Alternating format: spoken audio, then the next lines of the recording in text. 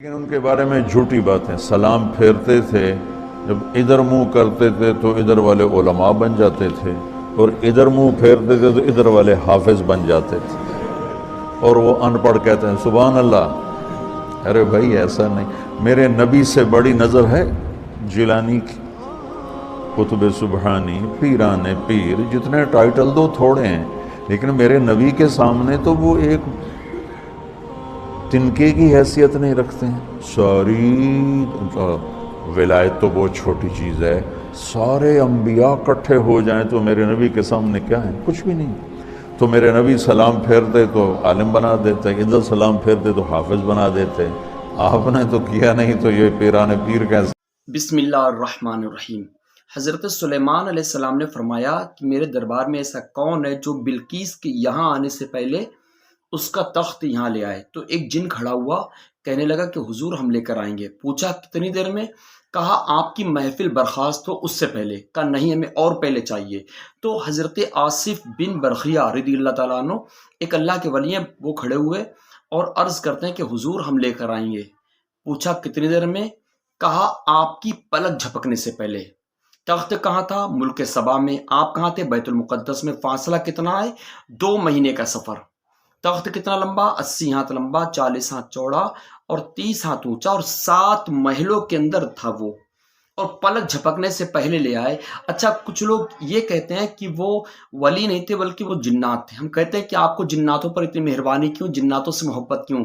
اگر اولیاء سے محبت ہوتی نا تو یہ جملہ نہیں کہتے۔ ہم آپ کو بتا دیں دل کی تسلی کے لیے، یہ قرآن پاک کا ترجمہ جو ہے محمد جوناگڑھی جو اہل حدیث کے عالم ہیں انہوں نے کیا ہے۔ اس ترجمے میں ان کے جو ترجمہ ہے نا صلی اللہ علیہ وسلم، اس ترجمے میں جو یہ آیت ہے، اس آیت کی تفسیر میں لکھا ہے اسی کے اندر کہ وہ انسان تھے۔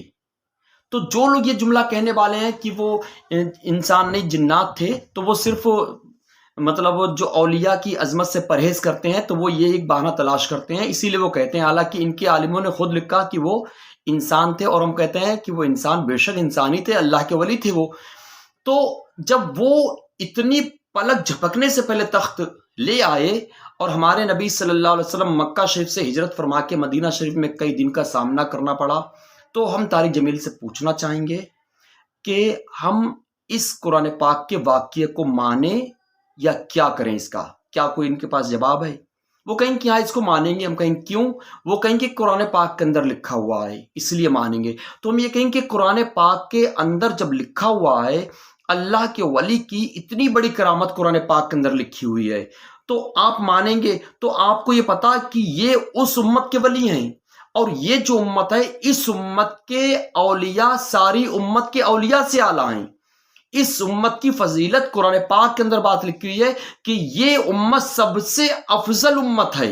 تو جب اس امت میں ایسے ولی ہو سکتے ہیں کہ جو اتنا بڑا تخت پلک جھپکنے سے پہلے لے آئیں، تو اس امت میں اگر کسی نے سلام پھیرا اور کسی کو عالم بنا دیا، کسی کو حافظ بنا دیا، تو اس میں کون سی تعجب والی بات ہے؟ اگر وہ یہ کہتے ہیں کہ لیکن نبی کی نظر سے تو عالم اور حافظ نہیں بنے، تو ہم اس کا جواب یہ دیں گے ان کو کہ نبی تو مکہ شریف سے مدینہ شریف ہجرت فرما کر جو آئے ہیں وہ تو پلک جھپکنے سے پہلے نہیں آئے، کیا کریں گے وہ؟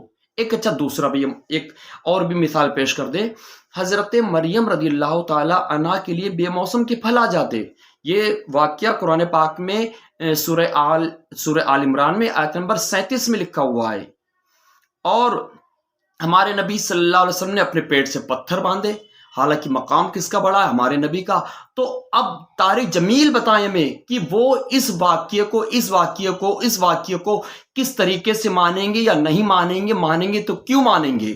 کیونکہ وہ اس امت کے اولیاء سے دشمنی کر رہے ہیں اور اس امت کے اولیاء کو ماننے کا اعلان کر رہے ہیں، تو بڑی عجیب سی بات ہے، جبکہ یہ امت سب سے اعلیٰ ہے۔